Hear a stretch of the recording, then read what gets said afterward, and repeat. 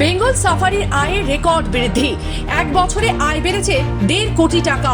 নতুন এনক্লোজার তৈরির ঘোষণা। শিলিগুড়ি সংলগ্ন বেঙ্গল সাফারিতে পর্যটকদের ভিড় ও আয়ের রেকর্ড বৃদ্ধি পেয়েছে।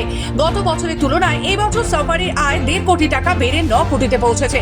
এছাড়া নতুন এনক্লোজার তৈরি করে আরও বিভিন্ন প্রজাতির বন্যপ্রাণী সংযোজনের পরিকল্পনাও নেওয়া হয়েছে। বৃহস্পতিবার বেঙ্গল সাফারি পরিদর্শন করেন বনমন্ত্রী বীরবাহা হাঁসদা। এরপর সাংবাদিকদের মুখোমুখি হয়ে তিনি এই বিষয়টি জানান। বারবার করে থাকি যে আমি গ্রাউন্ডে গিয়ে আমার যারা সহকর্মী, যারা মানে জঙ্গল যারা পাহারা দিচ্ছে মেনলি, তাদের সাথে কথা বলা, তাদের সুবিধা অসুবিধাগুলো জানতে পারি।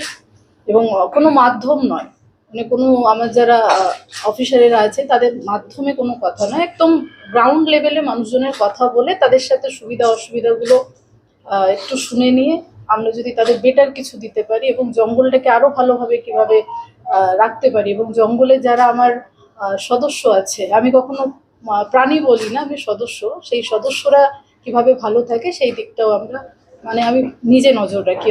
শিলিগুড়ি থেকে নিজস্ব প্রতিনিধি রিপোর্ট, খবর বাংলা।